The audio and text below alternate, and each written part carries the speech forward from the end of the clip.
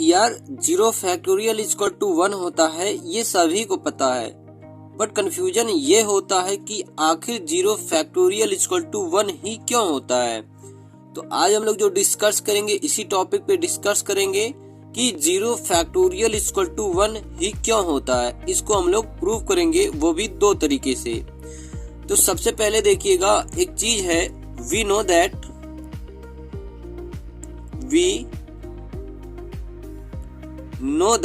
हम जानते हैं कॉम्बिनेशन एन परमुटेशन का जो एक फार्मूला है कि n फैक्टोरियल इक्वल टू क्या होता है, n फैक्टोरियल इक्वल टू होता है n into n minus 1 into n minus 2, ऐसे और जाता चला जाता है, लास्ट में 3, 2, 1 तक जाता चला जाता है।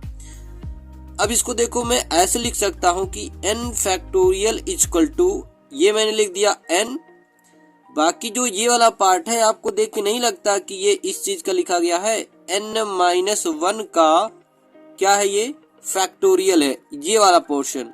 क्यों? क्योंकि जब आप एक एक निकालते जाते हो तो ये आगे वाली सीरीज आपको मिलती जाएगी।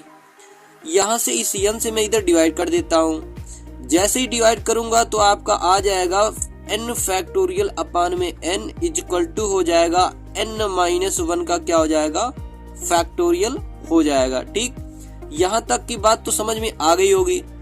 अब क्या करना है कि पुट n इक्वल टू 1, क्योंकि हमें फैक्टोरियल 0 की वैल्यू चाहिए। तो जब आप 1 रखोगे तो 1 का फैक्टोरियल हो जाएगा, अपान में कितना हो जाएगा, 1 इक्वल टू हो जाएगा आपका 1 माइनस 1, और इसका भी क्या हो जाएगा, फैक्टोरियल हो जाएगा। अब 1 फैक्टोरियल की वैल्यू कितनी होती है, 1 अपान में कितना हो जाएगा, 1 इक्वल टू 1 में से 1 जाएगा, कितना हो जाएगा, 0, और इसका क्या लग जाएगा, फैक्टोरियल लग जाएगा। अब यह डिवाइड कर लीजिएगा तो आपका फाइनली कितना आ जाएगा, फाइनली आ जाएगा 0 फैक्टोरियल इक्वल टू कितना आ जाएगा, 1। तो हमने पहले तरीके से सिद्ध कर लिया, प्रूफ कर लिया कि जो 0 फैक्टोरियल है इसकी वैल्यू कितनी होती है, 1 होती है। ये हमने प्रूफ कर लिया है।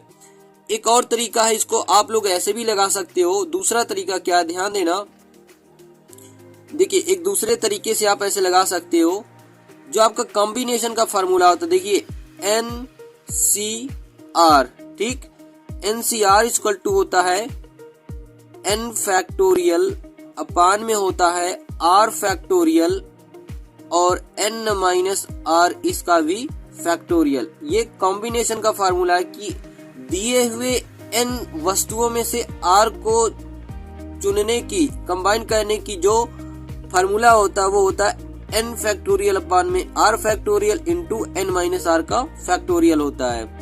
तो यहाँ से जब आप देखिए 2C2, आपको पता है कि भाई 2C2 बराबर कितना होता है, 1 होता है। ये भी आपने कॉम्बिनेशन में पढ़ा है।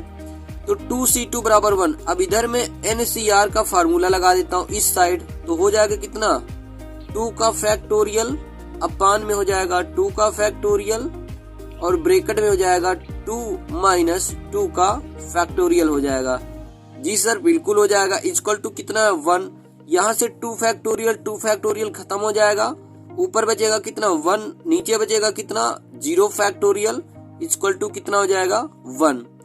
अब अगर इतने की वैल्यू 1 करनी है, इतने बराबर क्या करना है, 1 करना है, तो हमें फैक्टोरियल 0 की वैल्यू कितना लेना पड़ेगा, डिफाइन करना पड़ेगा। तो आप कहोगे 1 लेना पड़ेगा।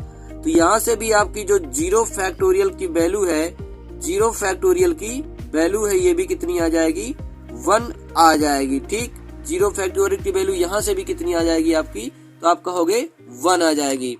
आई होप आपको पसंद आया होगा। मिलते हैं अगले वीडियो में, तब तक के लिए बाय बाय।